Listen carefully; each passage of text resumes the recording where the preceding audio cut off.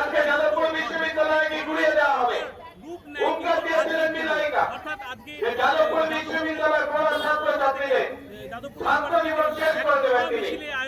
এই কারণে আজ এখানে আমাদের যাদবপুরের সাধারণ মানুষ, ধর্মনিরপেক্ষ গণতান্ত্রিক বামপন্থী মানুষ যারা যাদবপুরের ঐতিহ্য রক্ষা করবার জন্য এই যাদবপুরের মাটিতে রাজনীতির সাথে যুক্ত এবং বিভিন্ন সমাজসেবী সংগঠনের সাথে যুক্ত আমরা এখানে সমবেত হয়েছিলাম। সমবেত হয়েছে বিভিন্ন অঞ্চলের ছাত্র ছাত্রীরা। আমরা আপনাদের প্রত্যেককে রক্তিম অভিনন্দন জানাই। এভাবে সকাল 11টা থেকে আমাদের এখানে কর্মসূচি চলছে। আমরা জানতাম ওরা পারবে না, আমরা জানতাম ফাঁকা চলছে, আওয়াজ হয় বেশি। আমরা জানতাম বিজেপি আর ওই হারমাত আরএসএস এর দৌড় কতটা। তারা 150 জনের জমায়েত করে যাদবপুর থানার সামনে এসে আটকে যায়। 30-40 জন পুলিশের চোখে ধুলো দিয়ে 4 নম্বর গেটের কাছে এসে কিছু বোতল ছুড়ে, জলের বোতল ছুড়ে, কিছু ইট পাটকেল ছুড়ে যাদবপুরের ওপর তাদের রাগ বর্ষণ করে। এখন তারা চলে গিয়েছে। আমরা অভিনন্দন জানাচ্ছি, লাল সালাম জানাচ্ছি সে কারণে কংগ্রেসদের, এই অঞ্চলের সাধারণ মানুষদের যারা এখানে সমবেত হয়েছিলেন। আক্রমণকারী বিজেপিকে জানাই এই রাতের অন্ধকারে বিজেপি যাদবপুর বিশ্ববিদ্যালয়ের আক্রমণ ভারতবর্ষের এই জবাব দিতে বামপন্থীরা রাজপথে পুলিশ প্রশাসন হুঁশিয়ার। আমরা যাদবপুর আন্দোলন, স্বাধীনতার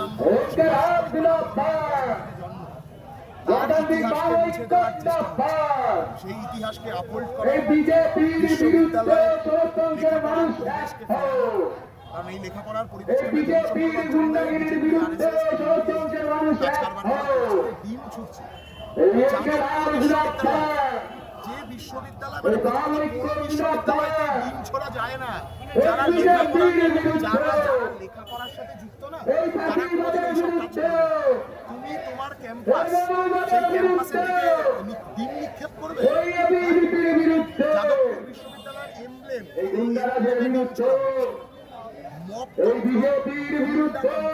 বাংলার মাটিতে চালাচ্ছে। এই মপতন্ত্র, এই গুন্ডাতন্ত্রের বিরুদ্ধে এই লড়াই চলবে। আজকে তার একটা অংশ ছিল, লড়াইয়ের অংশ ছিল এবং এই লড়াই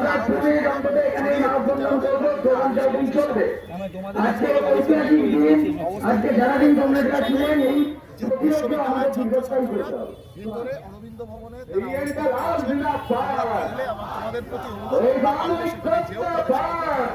তারা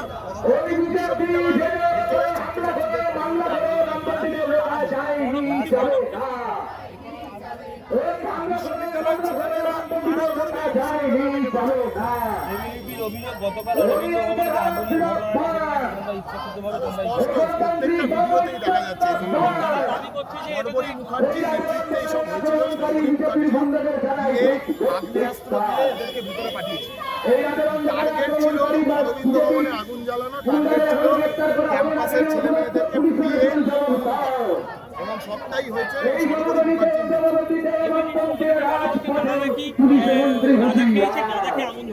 তারা এবিভিপি গাঁজা খেয়েছে, গাঁজা খেয়ে এবিভিপি আগুন এইসব কল্পনা যাদবপুর বিশ্ববিদ্যালয়কে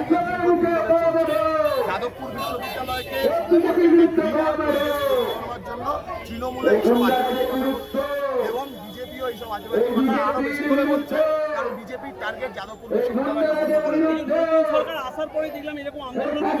সরকার তো চলছে না, গুন্ডা রাজ চলছে। আপনারা বলছেন নিন্দা করে কি হবে? উপাচার্যকে তো উত্তর দিতে হবে। গার্ডরা কোথায় ছিল? উপাচার্যর দায় নেই। ক্যাম্পাসের ভেতরে একজন বিধায়িকার নেতৃত্বে, বিজেপির বিধায়িকার নেতৃত্বে ছাত্রছাত্রীদেরকে পুড়িয়ে খুন করবার চেষ্টা হচ্ছে। উপাচার্যর দায় নেই, দায় নিতে হবে ওনাকে।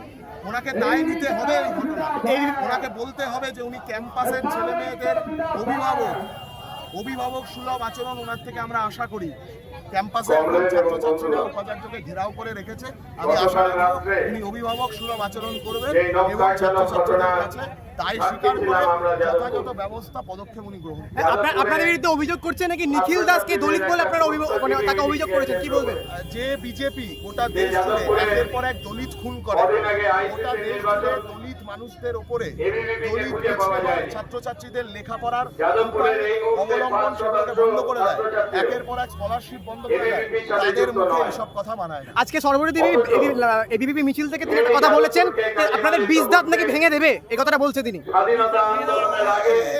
এটা ওনার কোন যাত্রার ডায়লগ সেটা উনি ভালো বলতে পারবেন, কিন্তু ওনার সাথে লেখাপড়ার কোনো সম্পর্ক নেই, যাত্রাপালার সম্পর্ক আছে, সেটা ওনার কথাবার্তা শুনলে বোঝা যায়। এইসব প্রশ্নের উত্তর দেওয়ার আমরা প্রয়োজনই করি।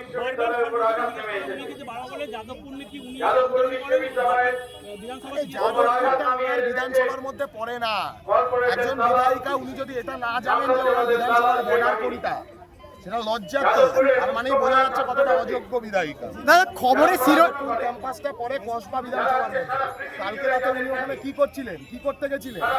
গেছিলেন গুন্ডামি করতে। যাদবপুরের সঙ্গে সর্বরী মুখার্জির গুন্ডামি ছাড়া আর কোনো সম্পর্ক থাকতে পারে না। দাদা খবরের শীর্ষে সবসময় যাদবপুরই কেন? যাদবপুর তো চিরকালই খবরের শীর্ষে থেকেছে গোটা দুনিয়া জুড়ে। বেস্ট ইউনিভার্সিটির র্যাঙ্কিং এ সবসময় যাদবপুর থেকেছে। যাদবপুর থেকে মেধাবী ছেলেমেয়েরা তারা দেশ বিদেশে ছড়িয়ে পড়েছে, তারা যাদবপুরকে খবরের শীর্ষে মানে লেখাপড়ার জন্য যাদবপুর তো চিরকালই খবরের শীর্ষে ছিল, এখনো আছে, চিরকাল থাকবে। আপাতত কি আজকের মতো আন্দোলন স্থগিত থাকছে না। আজকে এই কর্মসূচিটা এখানে এই আন্দোলনটা যাদবপুরকে রক্ষা করা, গোটা দেশের সংবিধান তার এই দেশের সাংবিধানিক মূল্য সেইগুলোকে রক্ষা করা, দেশকে বাঁচানোর জন্য নেমেছে। যাদবপুরকে বাঁচানো মানেই দেশকে রাজ্য জুড়ে শিক্ষা প্রতিষ্ঠানে এবিভিপি গতকাল যে কাজটা যাদবপুরে করেছে, একই রকম কাজ থেকে ওরা সাহস দেখায়, এসএফআই এর ভূমিকা কি একই? বাংলার ছাত্রছাত্রীরা ক্যাম্পাসকে কিভাবে বাধামুক্ত করতে হয় ভালো করে, এর আগেও সেই বাধাদের ক্যাম্পাস থেকে বের করা বাদনামি করতে হলে সংগঠনের সাধারণ ছাত্র ক্যাম্পাস থেকে